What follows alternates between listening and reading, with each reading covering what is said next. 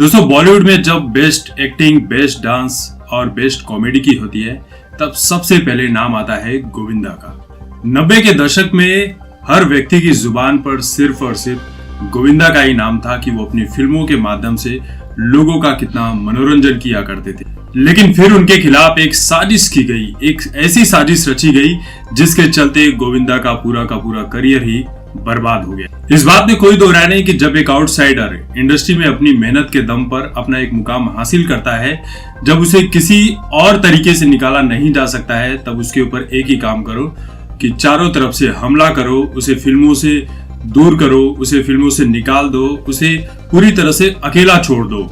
और यही चीज सुशांत सिंह राजपूत के साथ भी की गई थी और यही बात गोविंदा के साथ भी की गई। सुशांत सिंह राजपूत अपने मेहनत के दम पर, अपनी प्रतिभा के दम पर बॉलीवुड में आए और अपनी एक अलग ही पहचान पूरी उन्होंने बना ली थी।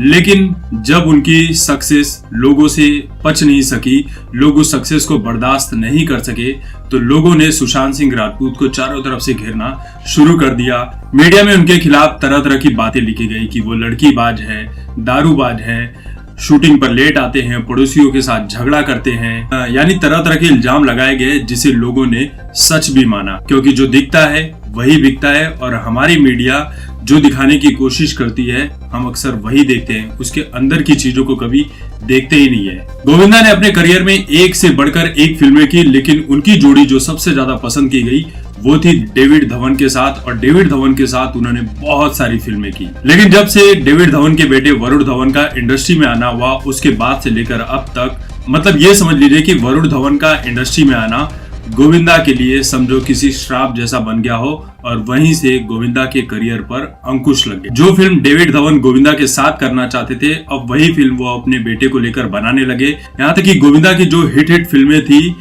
उन्हें लेकर अपने बेटे को लॉन्च करने लगे। यानी कि आप लेटेस्ट जो देख सकते हैं वो कुली नंबर 1। और बात वरुण धवन की एक्टिंग की करे तो सिर्फ रोना ही आता है कि इतनी बुरी एक्टिंग कोई कैसे कर सकता है। शेर की खाल पहन लेने से बकरी शेर नहीं बन जाती है, वही बात वरुण धवन और गोविंदा के बीच में भी है। जब फिल्म जुड़वा बन रही थी तब उस फिल्म में गोविंदा को लिया गया था, लेकिन एक दिन अचानक से सलमान खान का फोन आता है गोविंदा को कि तुम इस फिल्म से निकल जाओ, मैं ये फिल्म कर रहा हूँ। और गोविंदा को उस फिल्म से निकलना पड़ा और यही से समझ लीजिए कि गोविंदा और सलमान खान के बीच एक दूरी बनना शुरू हो चुकी थी। यहाँ तक कि पार्टनर फिल्म का भी सारा का सारा क्रेडिट सलमान खान और डेविड धवन को ही मिला और गोविंदा को सिर्फ इस फिल्म में एक एक्टर के तौर पर ही जाना जा रहा था, यानी कि मीडिया में उन्हें कोई खास पब्लिसिटी नहीं मिली। गोविंदा की सबसे बड़ी गलती ये भी है कि गोविंदा ने सलमान खान की चापलूसी नहीं की, वो सलमान खान के कैंप में नहीं बने रहे, जिसके चलते उन्हें बहुत सारी फिल्में नहीं मिली और जो मिलती थी वो फिल्में उनसे छीन ली जाती थी।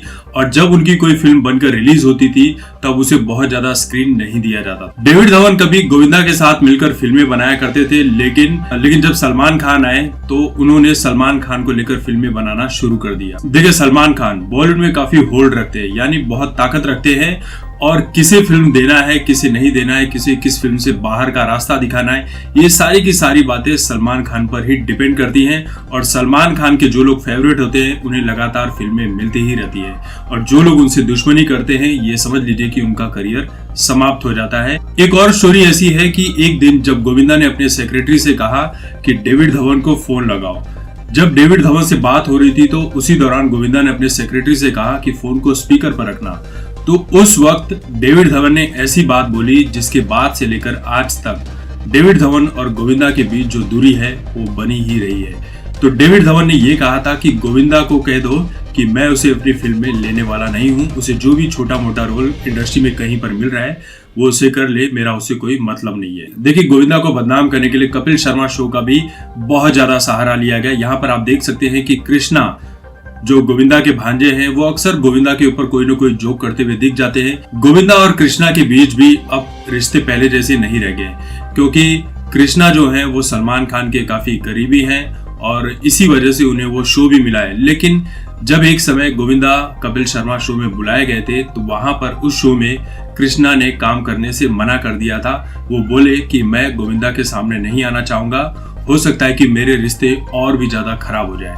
यहाँ तक कि गोविंदा ने एक इंटरव्यू में ये बात भी कह दी कि कृष्णा अभिषेक बहुत अच्छा लड़का है, बहुत अच्छी एक्टिंग भी करता है, उसका करियर अच्छा है, लेकिन वो किसी के दबाव में, किसी के कहने पर मेरे साथ गलत बर्ताव कर रहा है। गोविंदा ने यह भी कहा कि मैं जानता हूं उन सभी लोगों को जिन्होंने मेरा करियर बर्बाद करने में कोई कसर नहीं छोड़ी, लेकिन मैं किसी का नाम यहाँ पर लेना नहीं चाहूंगा। सोच लीजिए कि साल 1987 में जिस गोविंदा के पास इतनी सारी फिल्में थी, साल 1987 में गोविंदा ने 17 फिल्में दी थी, यानी कि उस साल गोविंदा की 17 फिल्में रिलीज हुई थी। और आज नौबत यह है कि गोविंदा के पास कोई फिल्म ही नहीं है।